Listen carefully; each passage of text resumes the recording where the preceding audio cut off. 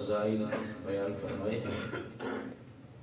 ایک حدیث پاک کے اندر آپ صلی اللہ علیہ وآلہ وسلم نے ارشاد فرمایا، مسلمان جب تک مجھ پر درود پڑھتا رہے فرشتے اس پر رحمتیں بھیجتے رہتے ہیں۔ اب بندے کی مرضی ہے کم پڑھے یا زیادہ۔ محبوب رب اکرم لاکھوں سلام تم پر، محبوب رب اکرم لاکھوں سلام تم پر، لاکھوں درود ہر دم لاکھوں سلام تم پر۔ صلو علی الحبیب صلی اللہ علی محمد صلی اللہ علیہ وآلہ وسلم، صلاۃ و سلام علیک یا سیدی یا رسول اللہ۔ پیارے اور محترم اسلامی بھائیوں، الحمدللہ آج ہماری یہ خوش قسمتی ہے کہ ہم حضور سیدنا خواجہ غریب نواز رحمۃ اللہ تعالی علیہ کے عرص پاک کے اندر حاضر ہیں۔ دعوت اسلامی کے زیر اہتمام آپ کی اس جامع مسجد رحمانیہ کے اندر الحمدللہ اس کا اہتمام ہے۔ اللہ تبارک و تعالی ہمیں حضور سیدنا خواجہ غریب نواز رحمۃ اللہ تعالی علیہ کا حقیقی فیضان نصیب فرمائے اور آپ کی برکتیں ہم سب کو عطا فرمائے، اور آپ کا جو ذکر خیر ہو اور اس حوالے سے جو چیزیں بیان کی جائیں اللہ تبارک و تعالی ہمیں سن کر عمل کرنے کی توفیق عطا فرمائے۔ پیارے اور محترم اسلامی بھائیوں، ابتداءً حضور سیدنا خواجہ غریب نواز رحمۃ اللہ تعالی علیہ کے تعارف کے حوالے سے ہم سنتے ہیں۔ آپ کی ولادت مبارکہ کب ہوئی اور کس طرح آپ جو ہے وہ آگے دین کا علم سیکھنے اور پھر آگے پیر و مرشد کی خدمت کرتے ہوئے ہندوستان کے اندر اجمیر شریف کے اندر تشریف فرما ہوتے ہیں۔ حضرت سیدنا خواجہ غریب نواز سید معین الدین حسن سنجری چشتی اجمیری رحمت اللہ تعالی علیہ 537 ہجری بمطابق 1142 عیسوی میں سجستان یا سیستان دونوں میں سے کوئی یہ نام ہے، یا سجستان یا سیستان، اس کے اندر علاقہ ہے سنجر، اس کے اندر آپ کی ولادت مبارکہ ہوتی ہے اور اسی نسبت سے آپ کو سنجری کہا جاتا ہے۔ اور آپ علیہ رحمہ کا جو اصل نام ہے وہ آپ کا نام مبارک ہے حسن۔ کیا نام پاک ہے؟ حسن۔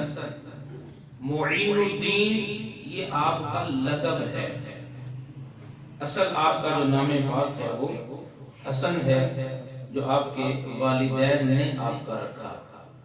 اور آپ کی ایک اور شان یہ ہے کہ آپ نجیب الطرفین سید ہیں، یعنی والدہ کی طرف سے بھی اور والد محترم کی طرف سے بھی آپ سید ہیں۔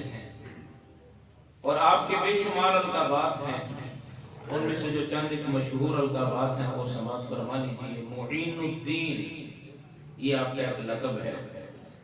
اسی طرح خواجہ غریب نواز سلطان الہند وارث النبی عطا رسول، یہ آپ کے القابات ہیں۔ اور آپ کا جو سلسلہ نسب ہے وہ کیا ہے؟ سید معین الدین حسن بن سید غیاث الدین حسن بن سید نجم الدین طاہر بن سید عبدالعزیز۔ اس طرح آپ کا سلسلہ جو ہے وہ آگے چلتا ہے۔ پیارے محترم اسلامی بھائیو، آپ کا مختصر تعارف جو میں نے آپ کی بارگاہ میں عرض کیا، ذرا غور کیجیے 537 ہجری یہ وہ زمانہ ہے جس زمانے میں حضور سیدنا غوث الاعظم رضی اللہ تعالی عنہ تشریف فرما ہے، یہ وہ مقدس زمانہ ہے۔ اور آگے آپ کے والدین کے حوالے سے سماعت کیجیے۔ آپ کے جو والد محترم تھے اپنے علاقے کے رؤساء اور امراء کے اندر آپ کا شمار ہوتا تھا، اور ایک متقی پرہیزگار اور صاحب کرامت بزرگ تھے، اور جو آپ کی والدہ محترمہ ہیں وہ بھی ایک نیک عابدہ زاہدہ خاتون ہیں، اور 15 سال کی آپ کی عمر ہے۔ 15 سال آپ کے والد محترم کا وصال ہو جاتا ہے۔ یہ خالق کائنات کی ایک عادت مبارکہ ہے، ایک عادت جالیہ ہے کہ جن لوگوں کو بڑے مرتبے عطا کرتا ہے، بڑا نام عطا کرتا ہے، عموماً یہ دیکھا جاتا ہے کہ ان کے والد بچپن ہی میں وصال فرما جاتے ہیں۔ تو بہرحال آپ کی 15 سال کی عمر ہے جب والد محترم کا انتقال ہو جاتا ہے، اور وراثت میں آپ کو جو والد صاحب کی طرف سے ملا ایک باغ اور ایک پن چکی جو وراثت میں آپ کو ملی۔ اب آپ نے اپنی زندگی کے جو معمولات تھے، ذریعہ معاش تھا، وہ انہی دونوں چیزوں کو بنایا۔ باغ کی رکھوالی کرتے، کام کاج کرتے، پودوں کو پانی وغیرہ دیتے، اور یوں اسی کے ذریعے آپ ذریعہ معاش اسے بنا کر اپنی زندگی گزار رہے ہیں۔ پہلے محترم اسلامی بھائی، آگے بڑھنے سے پہلے یہاں ایک بات جو انتہائی قابل ذکر ہے اور ہمارے ذہنوں میں پائی جانے والی ایک جو چیز ہے اس کے حوالے سے یہ سمجھنا ضروری ہے۔ ہم انشاءاللہ حضور سیدنا خواجہ غریب نواز رحمت اللہ تعالی علیہ کی مبارک زندگی کے چند پہلو سنیں گے، آپ کی کرامات سنیں گے، اللہ نے جو آپ کو شان و عظمت عطا کی اس کے حوالے سے سنیں گے۔ لیکن ایک بات سمجھنے والی ہے، شاید ہمارے ذہنوں میں یہ بات پائی جاتی ہے کہ جو بزرگ ہستیاں ہیں جن کی ہم کرامات سنتے ہیں، جن کے واقعات بیان کیے جاتے ہیں، یہ کوئی ہم سے علیحدہ مخلوق تھی۔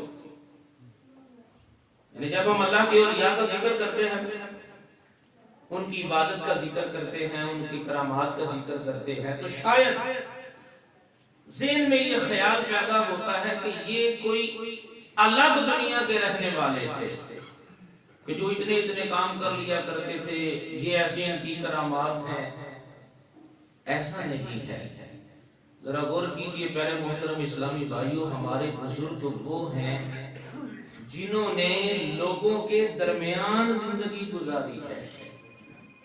یہ بزرگ وہ ہیں جنہوں نے کاروبار بھی کیے۔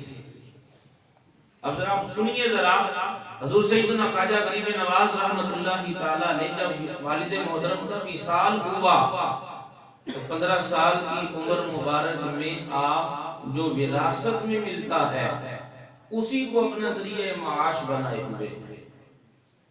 تو ایسا نہیں رب جسے ولی بناتا ہے اس کو کوئی اور مخلوق بنا دیتا ہے۔ ان کی شان، ان کی عظمت، ان کا مقام وہ وراء الورا ہوتا ہے، لیکن ہوتے وہ مخلوق کے درمیان ہی ہے۔ ابھی پچھلے دنوں حضور سیدنا صدیق اکبر رضی اللہ تعالی عنہ کے ایام گزرے، انبیاء کے بعد ان سے افضل کوئی نہیں، اور پھر صحابہ کرام علیہ رضوان کی مبارک زندگیوں کو دیکھیے، وہ صحابہ کہ آج کے اس دور میں کوئی کتنا بھی بڑے مرتبے والا ہو، کسی صحابی کے مرتبے کو نہیں پا سکتا۔ جب ہم ان صحابہ کی زندگی کو دیکھتے ہیں تو ہمیں نظر آتا ہے صحابہ عبادت بھی کر رہے ہیں، کاروبار بھی کر رہے ہیں، معاملات بھی کر رہے ہیں۔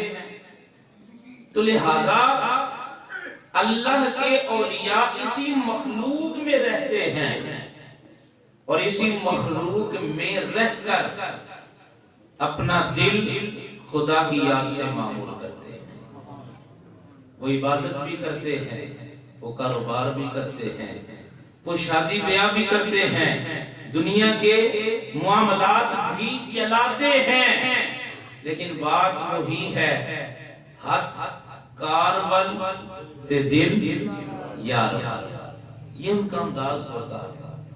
اب دیکھیے ذرا 15 سال کی عمر مبارک کے اندر آپ نے یہ کام کرنا شروع کیا، اور تھوڑا ہی عرصہ گزرا ہے، ایک روز آپ باغ کے اندر پودوں کو پانی دے رہے تھے کہ باغ کے اندر حضرت سیدنا ابراہیم کندوزی رحمت اللہ تعالی علیہ، اس دور کے بزرگ تھے، وہ آپ کے باغ میں تشریف لے کر آئے۔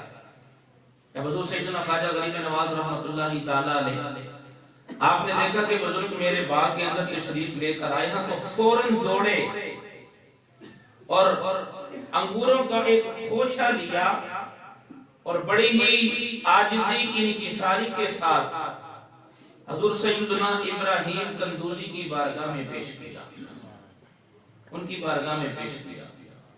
بزرگوں نے جب آپ کا یہ انداز دیکھا نا، تو یہ بات یاد رکھیے، جو اللہ کے ولی کا ادب کرتا ہے، اللہ اس ادب کا صلہ اسے عطا فرماتا ہے۔ جو اللہ کے ولی کی خدمت کرتا ہے، یہ خدمت وہ ہے جو بندے کو دنیا میں بھی سکھی رکھتی ہے، اور جب یہی اللہ کے اولیاء قیامت والے دن آئیں گے تو اپنے ادب کرنے والوں کو، خدمت کرنے والوں کو، اپنے ساتھ جو وابستہ ہیں، خود بعد میں جنت میں جائیں گے، غلاموں کو پہلے لے کر جایا جائے۔ آپ نے جب انگوروں کا خوشہ پیش کیا، حضور بڑے خوش ہوئے، انہوں نے ایک کھلی یعنی تل یا سرسوں کا جو ٹوپ ہوتا ہے وہ لیا، اپنے منہ میں چبا کر حضور سیدنا خواجہ غریب نواز علیہ رحمہ کے مبارک میں ڈال دیا۔ اب جیسے ہی یہ آپ کے بدن مبارک میں گیا نا، دل سے دنیا کی محبت فوراً نکل جاتی ہے، دل دنیا سے اجاڑ ہو جاتا ہے، اور ایسا آپ کا ذہن بدلا، سوچ بدلی کہ آپ نے اپنا سب کچھ، وہ جو پن چکی تھی، باغ تھا، بیچا، اور اس سے جو رقم حاصل ہوئی وہ فقراء میں، غرباء میں، مساکینوں میں تقسیم کی، اور خود علم دین سیکھنے کے لیے اللہ کی راہ کے مسافر بن گیا، اللہ کی راہ کے مسافر۔ اور پھر آپ مختلف روایات ہیں، سب سے پہلے آپ سمرقند پہنچے، پھر بخارا پہنچے، اور وہاں پر تقریباً 5 سال کا عرصہ آپ نے جو ظاہری علوم ہیں وہ علوم سیکھے، فقہ، اصول فقہ، حدیث، تفسیر، قرآن پاک کے متعلقہ علوم، فلسفہ، ان کی تکمیل آپ نے فرمائی۔ اب یہاں پہ بھی میں آپ کی توجہ چاہوں گا، عام طور پر جب بزرگان دین کا ذکر کیا جاتا ہے، اللہ کے اولیاء کا ذکر کیا جاتا ہے، حضور سیدنا داتا علی حجویری علیہ السلام کا ذکر ہوا، حضور سیدنا غوث الاعظم رضی اللہ تعالی عنہ کا ذکر ہوا، بابا فرید الدین گنج شکر علیہ الرحمہ کا ذکر ہوا، حضور سیدنا خواجہ نظام الدین اولیاء علیہ الرحمہ کا ذکر ہوا، تو ہمارے ذہنوں میں ایک چیز آتی ہے، وہ کیا کہ یہ جو بزرگ تھے یہ صرف عبادت کیا کرتے تھے، ان کا کام صرف عبادت کرنا، اللہ کا ذکر کرنا، تسبیحات کرنا اور مجاہدات کرنا، یہی ان کا کام تھا، اور یہ علم دین کے حوالے سے مشہور و معروف نہیں ہوتے۔ شاید ہمارے ذہنوں میں یہ بات ہو کہ یہ بزرگ علم نہیں حاصل کیا کرتے تھے، یہ فقہ، اصول فقہ، حدیث، اصول حدیث، تفسیر، اصول تفسیر نہیں پڑھتے تھے، بس اللہ کی عبادت میں مصروف رہتے ہیں، پہاڑوں کی طرف نکل گئے، رب کا ذکر کیا، عبادت کی۔ ہمارے ذہنوں میں یہ تاثر پایا جاتا ہے، لیکن پیارے محترم اسلامی بھائیوں، یہ غلط فہمی ہے، یہ غلط فہمی ہے، یہ بات یاد رکھیے گا، اللہ جاہل کو اپنا ولی نہیں بناتا، اللہ جاہل کو اپنا ولی نہیں بناتا۔ جو رب کا ولی ہوتا ہے وہ دین کا عالم ضرور ہوتا ہے۔ یہ میں بات اس لیے رس کر رہا ہوں، آج کے اس دور میں بزرگوں کا نام لے کر لوگوں کو گمراہ کیا جاتا ہے۔ کہتے ہیں جی ہم طریقت والے ہیں، یہ مولوی شریعت والے ہیں۔ بیان یہ کیا جاتا ہے شریعت اور ہے، طریقت اور ہے۔ تو ہم طریقت والے ہیں، ہم محبتیں بانٹتے ہیں، ہم کسی پہ فتوے نہیں لگاتے، ہم طریقت والے ہیں۔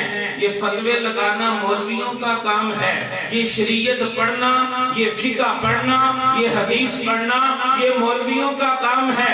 یہ کہہ کر لوگوں کو گمراہ کیا جاتا ہے، اور بھولی بھالی عوام ایسے لوگوں کے چنگل میں پھنس جاتی ہے۔ پیارے محترم اسلامی بھائیوں، یہ بات یاد رکھیے، آج ہم خواجہ صاحب کا نام لیتے ہیں، حضور سیدنا غوث اعظم کا نام لیتے ہیں، حضور سیدنا داتا علی حجویری کا نام لیتے ہیں۔ یہ عبادت کرنے والے، ریاضت کرنے والے، مجاہدات کرنے والے، رب کا ذکر کرنے والے ہیں، لیکن عبادت میں مشغول ہونے سے پہلے انہوں نے دین کا علم سیکھا ہے۔ عبادت میں مشغول ہونے سے پہلے، ذکر میں مشغول ہونے سے پہلے انہوں نے فقہ پڑھی ہے، انہوں نے حدیث پڑھی ہے، انہوں نے تفسیر پڑھی ہے، اصول تفسیر پڑھی ہے، انہوں نے فلسفہ پڑھا ہے، اور پھر اللہ نے انہیں بلند مقام عطا کیا ہے۔ آج اگر کوئی یہ بات کرتا ہے شریعت اور ہے، طریقت اور ہے، وہ بندہ گمراہی کی بات کرتا ہے، لوگوں کو گمراہ کرتا ہے۔ ارے کوئی عبادت کرتا ہے علم کے بغیر کرتا ہے تو وہ عبادت وہ کر رہا ہے جس کا فائدہ کوئی نہیں ہے، جو علم کے بغیر سجدے کر رہا ہے، علم کے بغیر لوگوں کو واعظ و نصیحت کر رہا ہے، اور علم کے بغیر روحانیت کی بات کرتا ہے، علم کے بغیر طریقت کی بات کرتا ہے، وہ صراط مستقیم پہ نہیں شیطان کے راستے پہ چلتا ہے۔ یہ بات یاد رکھیے گا، علم رب کا ولی بننے کے لیے علم ضروری ہے۔ اور آج ہم اپنے دائیں بائیں دیکھتے ہیں نا، ایک اور چیز عرض کر دوں، علم بھی ضروری ہے، لیکن علم بھی وہ والا ہو جو عقیدے درست رکھے، جو عقیدے درست رکھے۔ ذرا غور کیجئے گا، اللہ کیا فرماتا ہے، الا ان اولیاء اللہ لا خوف علیہم ولا ہم یحزنون الذین آمنوا وکانوا یتقون۔ اللہ کے ولی کون ہیں؟ جو ایمان والے اور تقوی اختیار کرتے ہیں۔ تو جو متقی ہوگا وہ سچے عقیدے والا ہوگا۔ متقی ہونے کے لیے علم ضروری ہے، اور پھر ایمان والا اللہ کا ولی ہوتا ہے، علم والا اللہ کا ولی ہوتا ہے۔ اور ایمان کون سا قابل قبول ہے؟ ایمان وہ والا قابل قبول ہے جو نبی کے صحابہ والا ایمان ہے۔ اللہ فرماتا ہے ان آمنوا بمثل ما آمنتم به فقد اهتدوا، اگر یہ اسی طرح ایمان لے کر آئے جس طرح اے نبی کے صحابہ تمہارا ایمان ہے تو انہیں ہدایت ملے گی۔ پتہ یہ چلا عقیدہ وہ والا چلے گا جو صدیق اکبر کا عقیدہ ہے، عقیدہ وہ والا چلے گا جو فاروق اعظم کا عقیدہ ہے، عقیدہ وہ والا چلے گا جو عثمان غنی کا عقیدہ ہے، عقیدہ وہ والا چلے گا جو مولا علی کا عقیدہ ہے۔ آج اگر کوئی بات کرتا ہے ہم پہنچے ہوئے ہیں، اسے اللہ کا ولی کہا جاتا ہے، تو ہمارے لیے معیار شریعت ہے۔ اگر عقیدہ درست ہے، اگر عقیدہ درست ہے اور شریعت پہ عمل کرنے والا ہے اور دین کا علم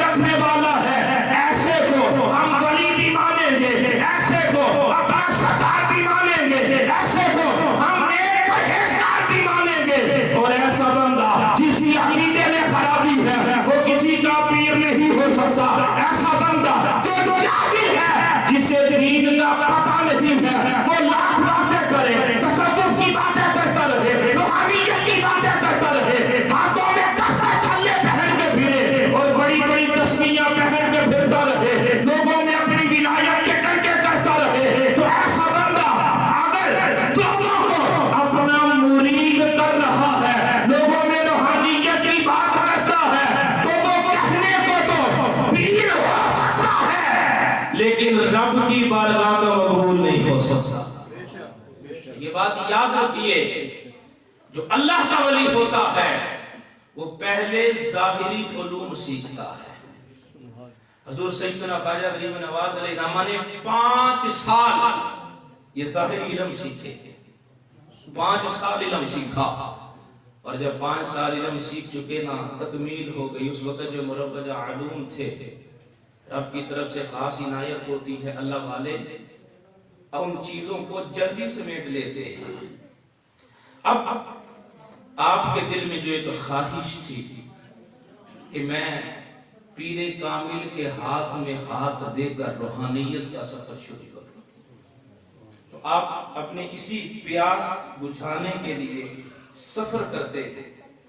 اور ذرا اس سے پہلے ذرا سن لیجئے کہ آپ نے علم دین سیکھنے کے لیے سمرقند کا سفر کیا، بخارا شہر کا سفر کیا، اور مختلف علماء سے، اساتذہ سے علم حاصل کیا۔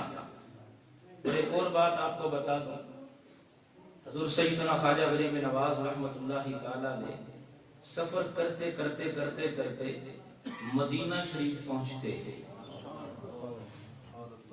مدینہ شریف کے اندر 3 سال تک درس حدیث دیا ہے۔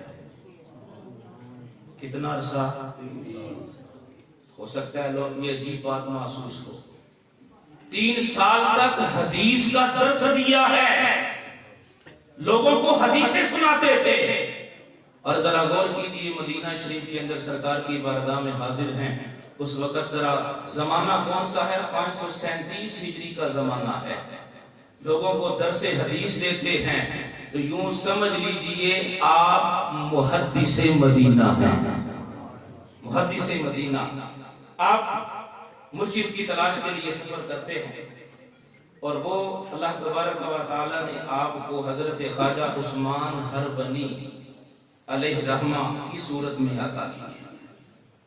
آپ ان کے دستے حق پرست پر بیعت ہوئے، اور اس کے بعد پیر و مرشد کی بارگاہ میں رہ کر کچھ روحانی منازل آپ نے طے کی، اور پھر یوں کرتے کرتے اللہ تبارک و تعالی نے آپ کو بلند مقام عطا کیا۔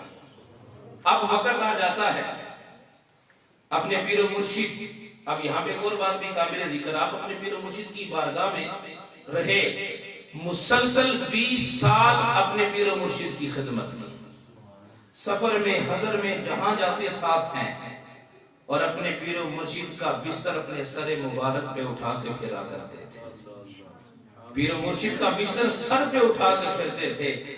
آج ہم شاید یہ سمجھتے ہیں یہ مقام یوں ہی مل جاتے ہیں، آج لوگ باتیں کرتے ہیں، وہ کہتے ہیں جی یہ اللہ کے اولیاء، یہ تم ان کی شان بیان کرتے ہو، ان کی کرامتیں بیان کرتے ہو، یہ کیسے ہو گیا؟ اللہ اکبر! آپ نے 20 سال پیر و مرشد کی خدمت کی، ان کی بارگاہ میں رہے، علم دین بھی سیکھا، روحانیت کا سفر بھی طے کرتے رہے، اور پھر پیر و مرشد نے آپ کا ساتھ لیا، مکہ شریف حاضری ہوتی ہے۔ جب مکہ شریف حاضری ہوئی نا، تو حضرت خواجہ عثمان ہربنی علیہ الرحمہ آپ نے آپ کو لیا، میزاب رحمت کے نیچے کھڑا کیا، اور میزاب رحمت کے نیچے کھڑے ہو کر آپ کا ہاتھ پکڑ کر دعا کی، اے مولا میرے معین الدین حسن کو اپنی بارگاہ میں قبول فرما، میرے معین الدین حسن کو اپنی بارگاہ میں قبول فرما۔ اب یہ جب پیر دعا کرے اپنے مرید کے لیے، تو جب یہ دعا کی غیب سے آواز آتی ہے، معین الدین ہمارا دوست ہے، ہم نے اسے قبول کر لیا، معین الدین ہمارا دوست ہے، ہم نے اسے قبول کر لیا۔ جب یہاں سے منظوری ہو گئی نا، اب حضور سیدنا خواجہ غریب نواز علیہ الرحمہ کے پیر و مرشد آپ کو لے کر بارگاہ رسالت میں حاضر ہوتے ہیں، سرکار کی بارگاہ میں حاضری دی، اور آپ نے فرمایا اے معین الدین سرکار کی بارگاہ میں سلام عرض کرو۔ حضرت خواجہ غریب نواز نے سلام کیا، الصلاۃ والسلام علیکہ یا سید المرسلین و خاتم والنبیین ان الفاظ کے ساتھ جب سلام کرتے ہیں سرکار کی بارگاہ میں سلام کیا تو یہ وہ مصطفیٰ ہیں اپنے دربار میں آنے والے کو پہچانتے بھی ہیں، وہ جو کہہ رہا ہے اس کو جانتے بھی ہیں، اس کو سنتے بھی ہیں۔ جب خواجہ غریب نواز نے سلام عرض کیا تو سرکار کے مبارک روزے سے آواز آتی ہے وعلیکم السلام یا قطب المشایخ، اے اولیاء میں مرتبہ قطبیت رکھنے والے تمہارے اوپر بھی سلام دی، تمہارے اوپر بھی سلام دی۔ سرکار کی بارگاہ سے یہ پیغام ملتا ہے، یہ وہ حاضری ہے جو آپ نے پیر و مرشد کے ساتھ دی، اور اس کے بعد ایک وقت آتا ہے آپ پیر و مرشد سے الگ ہوتے ہیں، پھر دوبارہ اکیلے سرکار علیہ السلام کی بارگاہ میں حاضری ہوتی ہے، حج کے لیے جاتے ہیں۔ جب دوبارہ حج کے لیے حاضر ہوئے نا، وہاں سے سرکار علیہ السلام کی بارگاہ میں سلام عرض کیا۔ اب دوسری بار سرکار علیہ السلام کی بارگاہ سے آپ کو بشارت ملتی ہے، آپ کو فرمایا جاتا ہے اے معین الدین، تو ہمارے دین کا معین ہے، مددگار کرنے والا ہے، مدد کرنے والا ہے، ہم تمہیں ہند کی ولایت عطا کرتے ہیں، ہند کی ولایت عطا کرتے ہیں۔ اے معین الدین، اب یہاں سے تیرا سفر شروع ہوگا، تو نے ہند کے اندر جانا ہے اور اپنا قیام اجمیر کے اندر رکھنا ہے۔ پتہ چلا اولیاء اگر کسی علاقے میں آتے ہیں نا، اپنی مرضی سے نہیں آتے، یہ مصطفیٰ کی بارگاہ سے ڈیوٹیاں لگائی جاتی ہیں۔ اب ذرا غور کیجیے، آپ کا واپسی کا سفر شروع ہوتا ہے، واپسی کا سفر شروع ہوا، حضور نبی کریم علیہ السلام کی بارگاہ سے جب یہ بشارت ملی نا، اب وہاں سے مدینہ شریف سے اجمیر کا سفر کرتے۔ اب رستے میں کئی مقامات پر آپ رکے، مختلف اولیاء سے ملاقات کی، مختلف علماء سے ملاقات کی۔ بغداد شریف کے اندر آپ موجود ہیں، بغداد شریف کے اندر، اللہ اکبر، جب بغداد شریف کے اندر موجود ہے نا، آپ کی ولایت کا ڈنکا ہوا، شہرہ ہوا۔ 7 آتش پرست آگ کی پوجا کرنے والے جب انہوں نے دیکھا کہ یہ مسلمانوں کا ایک بندہ آیا ہے، بڑی ولایت کے ڈنکے ہیں، لوگ بڑے مانتے ہیں اسے، آپ کا امتحان لینے کے لیے آئے۔ اور وہ ریاضت اس طرح کی کرتے تھے، 6 مہینے کے بعد چند لقمے کھایا کرتے تھے، ایسی ریاضت تھی ان کی، مشق ایسی تھی، یوں کہہ لیجئے رب نے بھی ڈھیل دی ہوئی تھی انہیں، یہ استدراج کہلاتا ہے۔ ایسی ریاضت میں ماہر، 6 مہینے کے بعد کھانا کھاتے تھے، 7 آتش پرست آگ کی پوجا کرنے والے آپ کا امتحان لینے کے لیے آئے۔ جب آپ کا امتحان لینے کے لیے آئے نا، آپ کے پاس آپ کی بارگاہ میں حاضر ہوئے، آپ نے یوں جلال بھری نظر فرمائی۔ جب جلال بھری نظر فرمائی نا، وہ جو سارا کچھ ان کے سینوں میں، ان کے دل و دماغ میں تھا، رب سب کچھ ختم فرما دیتا ہے، سب ختم ہو گیا۔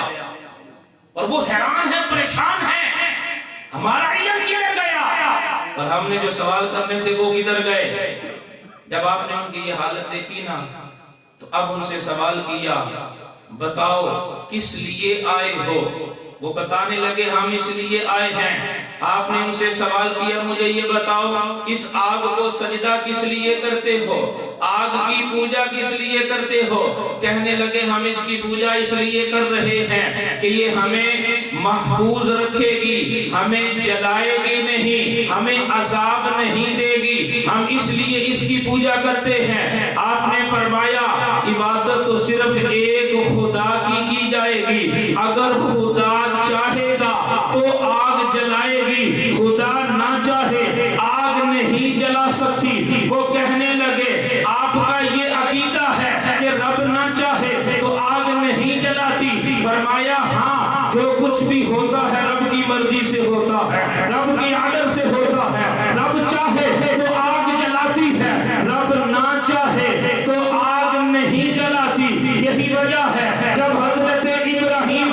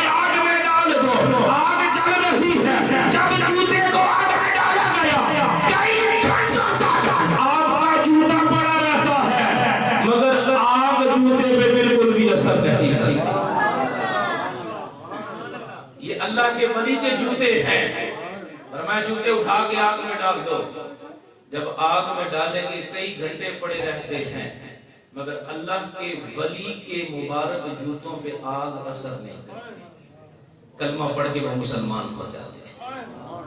اب آگے کا سفر ہے، چلتے چلتے سبزوار کے علاقے میں آئے۔ جب سبزوار کے علاقے میں آئے نا تو وہاں پر ایک فلسفی صاحب رہتے تھے، اور یہ اور بات آپ کو عرض کر دوں، حضور خواجہ غریب نواز علیہ الرحمہ اپنے پاس تیر اور کمان رکھتے تھے اور شکار کیا کرتے تھے۔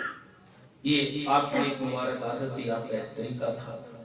شکار کھانے کے لیے بھی کیا جا سکتا ہے، جائز کام ہے، آپ شکار کیا کرتے تھے۔ جب اس علاقے میں پہنچے نا، وہاں ایک فلسفی تھا، یوں کہہ لیجیے اولیاء کا دشمن، اولیاء کی کرامات کا انکار کرنے والا۔ جب آپ اس علاقے سبزوار میں پہنچے نا تو وہ آپ کا امتحان لینے کے لیے آپ کے پاس آنے لگا، اور آپ اسی وقت شکار سے فارغ ہو کر تشریف لائے تھے، اور جو گوشت تھا اسے آگ پہ بھون کے سامنے رکھا تھا اور کھانے کے لیے تیار تھا۔ اب وہ بندہ آیا آپ کا امتحان لینے کے لیے، جب آپ کے پاس آیا نا، آپ کے پاس حاضر ہوا تو سلام دعا کے بعد آپ نے اور کوئی بات نہیں کی، ان میں سے ایک بوٹی گوشت کا ایک ٹکڑا اٹھا کر انہیں دیا۔ جب منہ سے نیچے پیٹ میں اترا نا، وہ جو سوالات اعتراضات لے کر آئے تھے سارے بھول جاتے ہیں، سارے بھول جاتے ہیں۔ اب آپ نے پھر دوسرا دیا، جب ایک کھا چکے ان کی حالت نظر آ رہی ہے، پھر دوسرا دیا۔ اب جب دوسرا دیا نا، رب نے سینہ روشن کیا، آپ کے ہاتھ پر توبہ کرتے ہیں اور اولیاء سے محبت کرنے والے بن جاتے ہیں۔ اب چلتے چلتے سفر آگے کا ہوتا ہے اور ہندوستان کے علاقے میں پہنچتے ہیں، انا ساگر جھیل کے پاس پہنچتے ہیں، اور آپ نے واقعہ سنا ہوگا، لیکن ایک میں اور چیز آپ کی بارگاہ میں عرض کرنا چاہتا ہوں۔ حضور سیدنا خواجہ غریب نواز رحمت اللہ تعالی علیہ یوں سفر کرتے کرتے، اور آپ نے جو یہ سفر کیا، اس سفر کے اندر کئی لوگوں نے کلمہ پڑھا، کئی لوگوں نے توبہ کی، اور آپ جب اجمیر کی اس سرزمین پہ آتے ہیں، آپ کے ساتھ آپ کے غلام بھی ہیں، انا ساگر جھیل ہے، اس کے قریب قیام ہوتا ہے، اور آپ کے درویش اس جھیل سے پانی لیتے ہیں، وضو کرنے کے لیے، غسل کرنے کے لیے، پانی پینے کے لیے لیا جاتا ہے۔ اور اس علاقے کے جو ہندو تھے انہوں نے جب یہ دیکھا تو سختی کی، ناراض ہوئے اور کہنے لگے آج کے بعد اس جھیل سے تمہیں پانی لینے کی اجازت نہیں ہے۔ آپ کے غلاموں کے ساتھ انہوں نے غلط رویہ اختیار کیا، سختی کی، اور حضور سیدنا خواجہ غریب نواز کے غلاموں کو منع کیا، تم یہاں سے پانی نہیں لے سکتے۔ جب آپ کو پتا چلا، آپ نے فرمایا چلو ٹھیک ہے ہم پانی نہیں لیتے۔ انہیں کہو کہ یہ ایک چھوٹا سا لوٹا ہے، یہ ایک بار پانی لینے دو، اس کے بعد ہم پانی نہیں لیتے۔ آپ نے غلام کو بھیجا، جاؤ ایک بار لے آؤ۔ اللہ اکبر، یہ بات یاد رکھیے گا، اللہ کا ولی اللہ کے رسول کی شان کا مظہر ہوتا ہے۔ اللہ کا ولی اللہ کے رسول کی شان کا مظہر ہوتا ہے۔ جب آپ کے غلام نے اس لوٹے کو جھیل کے اندر ڈالا، یوں کر کے جب لوٹا بھرا نا، وہ پوری کی پوری جھیل اس لوٹے کے اندر آ جاتی ہے، جھیل خشک ہو جاتی ہے۔ حیران و پریشان ہے یہ ماجرا کیا ہوا، لیکن یہ وہ اللہ کے ولی ہیں جو مصطفیٰ کی شان کے مظہر ہیں۔ حدیبیہ کے مابقی جنگ کے موقع پر مصطفیٰ کریم علیہ السلام کی بارگاہ میں 1500 صحابہ موجود ہیں، پانی ختم ہو جاتا ہے، پینے کے لیے پانی نہیں ہے، غسل کے لیے پانی نہیں ہے، کھانے کے لیے پانی استعمال کرنا ہے، لیکن وہ پانی بھی نہیں ہے۔ صحابہ مصطفیٰ کی بارگاہ میں آتے ہیں، یا رسول اللہ پانی کا انتظام کر دیجئے۔ تو مصطفیٰ کریم علیہ السلام نے ارشاد فرمایا، ذرا قافلے میں تلاش کرو، کسی برتن میں تھوڑا سا پانی ہو، چند قطرے پانی ہو۔ جب آپ کی بارگاہ میں ایک پیالہ پیش کیا جاتا ہے، اس پیالے کے اندر چند قطرے پانی ہے،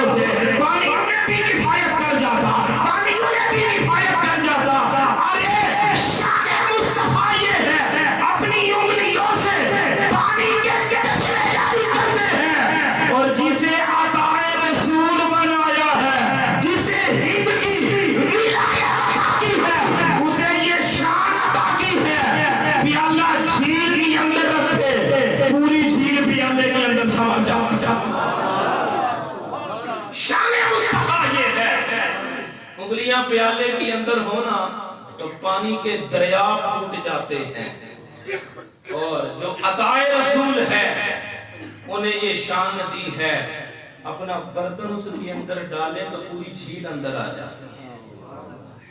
اور آپ کی اس کرامت کو دیکھ کر کئی لوگوں نے کلمہ پڑھا، مسلمان ہوئے۔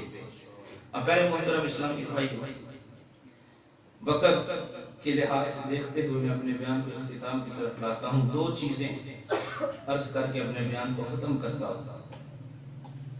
حضور سیدنا خواجہ غریب نواز علیہ رحمہ آپ کی مبارک زندگی کے حوالے سے اگر ہم نے پڑھنا ہو تو الحمدللہ امیر اہل سنت دامت برکاتہ العالیہ آپ نے اس پر جو ہے وہ رسالہ لکھا ہے، خوفناک جادوگر۔ اس رسالے کا ہم مطالعہ کر سکتے ہیں، اور دعوت اسلامی کے مکتبۃ المدینہ کی طرف سے فیضان خواجہ غریب نواز یہ کتاب بھی شائع ہوئی، اس کا ہم مطالعہ کر سکتے ہیں۔ جو چند چیزیں میں آپ کی بارگاہ میں عرض کر رہا ہوں، میں سے کئی باتیں اسی کتاب سے ہیں۔ دوبارہ ذکر جتنا بھی کیا جائے باتیں تو بہت سی ہیں، لیکن وقت کے لحاظ سے میں دو باتیں عرض کر کے اپنے بیان کو اختتام کی طرف لاتا ہوں۔ اب پہلے محترم اسلامی بھائیوں، یہاں یہ بات سمجھنے والی ہے، آپ اور میں یہاں حاضر ہوئے، اہل محلہ نے انتظام کیا، بستر چھوڑا، نیند چھوڑی، دن میں تھکے ہوئے ہوں گے، لیکن ابھی یہاں موجود ہیں۔ ہم یہاں کس لیے آئے؟ مقصد کیا ہے؟ اللہ اکبر۔ بزرگوں کے عرس میں آئیں تو ایک عاشق کا مقصد کیا ہو سکتا ہے؟ وہ کس لیے آ رہا ہے کہ میں اللہ کے نیک بندے کی محفل میں جا رہا ہوں، اللہ کو راضی کرنے کے لیے جا رہا ہوں۔ اور یہ وہ کام ہے، یہ وہ کام ہے جب بندہ کرتا ہے تو اللہ تبارک و تعالی اس بندے کو اپنی محبت بھی عطا کرتا ہے، اپنی رضا کا مجدہ بھی عطا کرتا ہے۔ یہ میں اس لیے عرض کر رہا ہوں، بات پھر وہ عقیدے کی طرف آ جائے گی۔ آج کے اس دور کے اندر سوشل میڈیا کے اوپر ہمیں ایک چیز نظر آتی ہے، جب ہم حضور سیدنا خواجہ غریب نواز علیہ رحمہ کا عرس مناتے ہیں، حضور سیدنا داتا علی حجویری علیہ رحمہ کا عرس مناتے ہیں، حضور سیدنا غوث الاعظم رضی اللہ تعالیٰ عنہ کا عرس مناتے ہیں، تو ہمیں چند آوازیں نظر آتی ہیں، چند جملے نظر آتے ہیں۔ یہ داتا کا عرس کس لیے منا رہے ہو؟ یہ خواجہ کا عرس کس لیے منا رہے ہو؟ یہ غوث اعظم کا نام کس لیے لے رہے ہو؟ باقی ساری باتیں بعد میں۔ آئیے میں آپ کو مسلم شریف کی ایک حدیث سناتا۔ حدیث پاک میں ہے، اللہ کے پیارے نبی مکی مدنی مصطفیٰ صلی اللہ علیہ وسلم نے ارشاد فرمایا، ایک آدمی اپنے دینی بھائی سے ملاقات کے لیے نکلا، گھر سے نکلا، ارادہ کیا ہے؟ فلان سے ملوں گا، یہ مقصد ہے صرف، اور مل کے واپس آ جانا۔ تو اللہ تعالیٰ نے اس بندے کے رستے میں ایک فرشتے کو کھڑا کیا، وہ فرشتہ انسانی شکل میں آیا۔ جب وہ بندہ فرشتے کے پاس سے گزرنے لگا نا، تو فرشتے نے اسے سوال کیا، روکا، پوچھا کدھر جاتے ہو؟ اس نے کہا میں اپنے فلاں بھائی سے ملاقات کے لیے جا رہا۔ فرشتے نے پوچھا اسے کوئی کام؟ اس کے پاس جو جا رہے کوئی کام؟ کہا نہیں۔ فرشتے نے پوچھا کیا وہ تمہارا رشتہ دار ہے؟ کہا نہیں، رشتہ دار بھی نہیں۔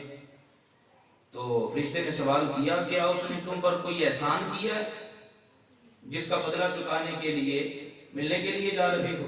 اس نے کہا نہیں، احسان بھی کوئی نہیں، رشتہ دار بھی کوئی نہیں، کام بھی کوئی نہیں۔ پھر فرشتے نے پوچھا کہ ملاقات کے لیے کیوں جا رہے ہو؟ تو اس بندے نے جواب دیا میں اللہ کے لیے اس سے محبت کرتا ہوں۔ کس لیے محبت ہے؟ اللہ کے لیے محبت ہے۔ یہ سن کر جب فرشتے نے یہ جواب سنا نا، تو فرشتے نے کہا میں اللہ کا بھیجا ہوا ایک فرشتہ ہوں، اور میں تمہیں یہ بتانے کے لیے آیا ہوں کہ تو اپنے اس بھائی سے اللہ کی رضا کے لیے محبت کرتا ہے، اس محبت کی وجہ سے خدا بھی تجھ سے محبت کرتا ہے، اس محبت کی وجہ سے خدا بھی تجھ سے محبت کرتا ہے۔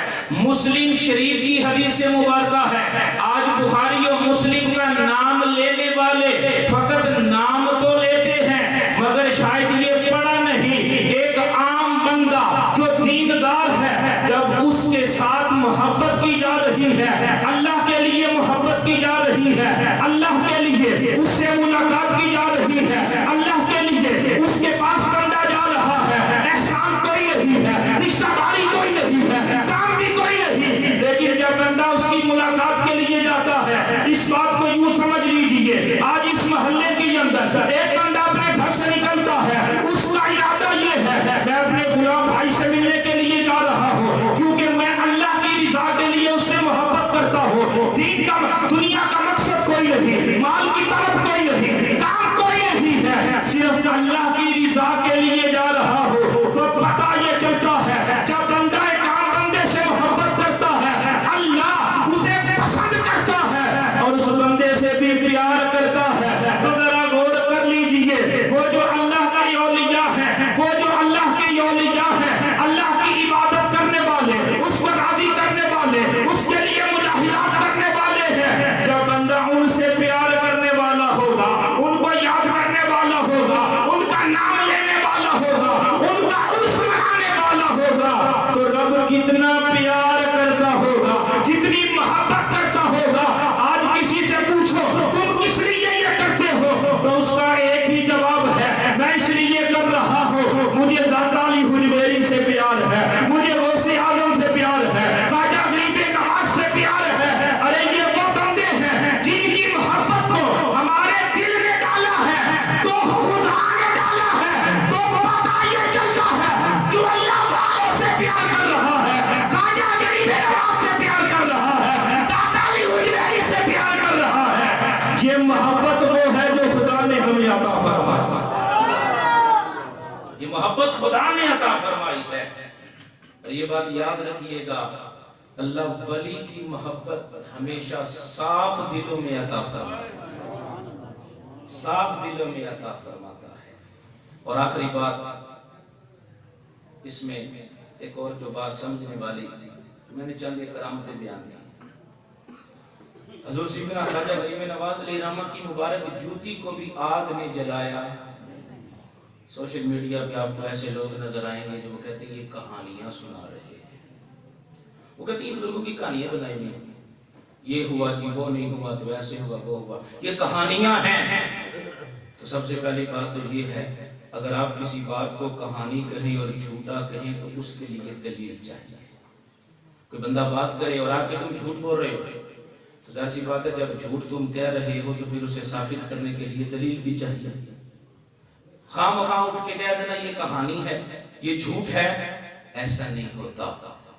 اور جو اللہ کے اولیاء کی کرامتیں ہیں یہ ان کرامتوں کے ثبوت کے لیے صرف اتنی ہی بات سمجھنے والے کے لیے کافی ہے کہ حضرت سلیمان کی بارگاہ میں بیٹھنے والا آصف بن برقیہ ہو اور وہ کئی مہینوں کی مسافر سے ملکہ بلقیس کا تخت حاضر کر دے، اس سے بڑی اور دلیل کیا چاہیے؟ یہ ان کے دور کے ولی ہیں اور غوث اعظم وہ ہیں جو آمینہ کے لال کی امت کے ولی ہیں، خواجہ غریب نواز وہ ہیں جو اس امت کے ولی ہیں۔ اللہ نے انہیں کیا شان عطا فرمائی۔ اس پر ایک چیز عرض کر کے آپ کے جو ہے وہ کچھ سمجھانے کی کوشش کرتا ہوں۔ اللہ نے فرمایا ماتل کا بھی یمینی کا یا موسیٰ، حضرت موسیٰ سے خطاب فرمایا موسیٰ تیرے دائیں ہاتھ میں کیا ہے؟ تو موسیٰ علیہ نبی علیہ السلام نے آگے سے کچھ جواب دیا۔ یہاں پہ سوال یہ ہے کہ رب کو نہیں پتا تھا یہ کیا ہے؟ رب جانتا ہے، لیکن اللہ نے پھر بھی سوال کیا مانوس کرنے کے لیے۔ وہاں پہ لفظ آیا تل کا، اشارہ ہے، اس میں اشارہ، تل کا یہ کیا ہے؟ علماء فرماتے ہیں یہ جو رب نے اشارہ فرمایا نا اس ڈنڈے کی طرف، اس ڈنڈے کی طرف اشارہ کرنے کی وجہ سے اس میں کمال یہ آ گیا۔ تفاسیر میں آتا ہے موسیٰ علیہ السلام اس ڈنڈے کو زمین پہ پھینکے اژدہا بنتا ہے، اس ڈنڈے کو زمین میں گاڑے درخت بن جاتا ہے، پھل دیتا ہے، اندھیرے میں جا رہے ہوں اس سے لائٹ نکلتی ہے، روشنی کا کام دیتا ہے۔ آپ علیہ السلام دھوپ کے اندر ہوں آرام کرنا چاہیں اسے زمین میں گاڑ دیتے ہیں، وہ چھتری کا کام دیتا ہے۔ اور آپ اکیلے ہوں کسی سے باتیں کرنے کو دل کر رہا ہو وہی لکڑی کا ڈنڈا انسانوں کی طرح آپ سے باتیں بھی کرتا ہے۔ اب سوال یہ ہے یہ کمال کہاں سے آیا؟ امام راضی نے لکھا رب نے اس ڈنڈے کی طرف اشارہ فرمایا ہے مَا تِلْكَ بِيَمِينِكَ يَا مُوسَىٰ، اے موسیٰ تیرے داہنے ہاتھ میں کیا ہے؟ امام راضی کہتے ہیں لَمَّا أَشَارَ إِلَيْهِمَا جَعَلَ كُلَّ وَاحِدًا مِّنْهُمَا مُعْجِزًا ظَاهِرًا وَبُرْهَانًا بَاهِرًا وَنَقَلَهُ مِنْ حَدِّ الْجَمَادِيَّةِ إِلَىٰ مَقَامِ الْكَرَامَةِ۔ امام راضی کہتے ہیں اس ڈنڈے کا کمال یہ ہے وہ انسانوں کی طرح باتیں کرتا ہے، وہ چھتری کا کام بھی دیتا ہے، وہ اجتہا بھی بن جاتا ہے، درخت بھی بن جاتا ہے اور پھل بھی دیتا ہے اور انسانوں کی طرح بات بھی کر رہا۔ ایک لکڑی کا ڈنڈا ہے، اس میں یہ کمال کہاں سے آیا؟ فرمایا کمال اس وجہ سے آیا ہے کیونکہ رب نے اس کی طرف اشارہ کر دیا ہے، رب نے اشارہ کیا ہے۔ اور عام طور پہ ہوتا یہ ہے یہ سمجھانے کے لیے عرض کر رہا ہو جب اشارہ کیا جاتا ہے نظر بھی ادھر ہی اٹھتی ہے، نظر بھی ادھر ہی اٹھتی ہے، بلا تشبیہ و بلا مثال۔ امام راضی کہتے ہیں جب رب نے اشارہ کیا تو رب نے اس ڈنڈے پہ نظر رحمت بھی فرمائی ہے، نظر رحمت بھی فرمائی ہے۔ ایک نظر رحمت پڑتی ہے اس ڈنڈے میں یہ کمال آ جاتا ہے وہ انسانوں کی طرح باتیں کر رہا، وہ درخت بن کے پھل دے رہا، وہ چھتری کا کام دے رہا، وہ لائٹ کا کام دے رہا ہے۔ یہ بات لکھنے کے بعد امام راضی نے لکھا اے بندے وہ جو خدا کا بندہ ہے، رب کی ریاضت کرنے والا، رب کو سجدے کرنے والا، دنیا سے تعلق توڑ کر رب کی بارگاہ میں چھوٹنے والا، یہ وہ بندہ ہے جس کے ہاتھوں میں رب کا نور ہے، یہ وہ بندہ ہے جس کی آنکھوں میں رب کا نور ہے، یہ وہ بندہ ہے جس کے کانوں میں رب کا نور ہے، یہ وہ بندہ ہے جس کے قدموں میں رب کا نور ہے۔ ارے جو یوں عبادت کرتا ہے رب ایک دن میں ایک مرتبہ نہیں، دو مرتبہ نہیں، تین مرتبہ نہیں، ایک بندہ مومن کے دل کے اوپر ایک دن میں 360 نظر رحمت ہوتی ہے، 360 نظر رحمت ہوتی ہے۔ امام راضی نے نتیجہ نکالا جب ایک نظر رحمت پڑتی ہے وہ ڈنڈا باکمال ہو جاتا ہے۔ تو جس ولی کے دل کے اوپر رب کی نظر رحمت پڑ رہی ہے، رب کا کام ہو رہا ہے، رب کی عطا ہو رہی ہے، رب کی طرف سے کام ہو رہا ہے، اس ولی کا مقام کیا ہوگا، اس ولی کی شان کیا ہوگی؟ اور پھر اس ولی کی شان یہ ہوتی ہے اس کے جوتے بھی آگ میں چلے جائیں آگ اثر نہیں کرتی، وہ دعا کے لیے ہاتھ اٹھا دے رب اس کی دعا پہ عطائیں بھی کرتا ہے، اس کی دعا پہ پریشانیاں بھی دور کرتا ہے، اس کی دعا پہ بیماریاں بھی دور کرتا ہے۔ اور جب اللہ کا ولی ہاتھ اٹھا دیتا ہے رب اس کے کہنے پہ تقدیروں کو تبدیل فرما دیتا ہے، رب اس کے کہنے پہ تقدیریں بدل دیتا ہے۔ یہی وجہ ہے خواجہ غریب نواز علیہ رحمہ اپنے اس پورے سفر کے اندر اپنی روحانی نگاہ سے 90 لاکھ لوگوں کو مسلمان کیا۔ یہ ان کا یوں سمجھیں فیضان ادھر سے آ رہا ہے۔ تو پیارے محترم اسلامی بھائیوں ایسے لوگوں سے ہمیں بچنا چاہیے، اللہ کا شکر ادا کرنا چاہیے۔ اللہ نے ہمیں ان لوگوں میں رکھا جو خواجہ غریب نواز سے پیار کرنے والے۔ اور صحیح بات یہ ہے جب قیامت کا دن ہوگا نا سارے اولیاء موجود ہوں گے اور ان کے خادمین ان کے پیچھے پیچھے جنت جا رہے ہیں۔ اللہ تبارک و تعالیٰ سلامتیاں عطا فرمائے امیر اہل سنت دامت برکاتہم العالیہ کو کہ جنہوں نے اولیاء کی محبت کے جام بھر بھر کے پلائے اور ہمیں دعوت اسلامی کا یہ ماحول دیا، یہ سوچ دی، یہ فکر دی کہ کیا ہم نے زندگی گزارنی ہے تو اولیاء سے بغض رکھ کے نہیں، معاذ اللہ اولیاء سے محبت کر کے ان کے نعرے لگاتے ہوئے زندگی گزارنا۔ اللہ تبارک و تعالیٰ دعوت اسلامی کو ترقیاں عطا فرمائے، عروج عطا فرمائے اور حضور سیدنا خواجہ غریب نواز علیہ رحمہ کا حقیقی فیضان ہمیں عطا فرمائے۔ اللہ ایمان پہ ہمارا خاتمہ فرمائے، مرتے وقت کلمہ اور اپنے محبوب کا دیدار عطا فرمائے۔ آمین بجاہ النبی الامین صلی اللہ علیہ وآلہ۔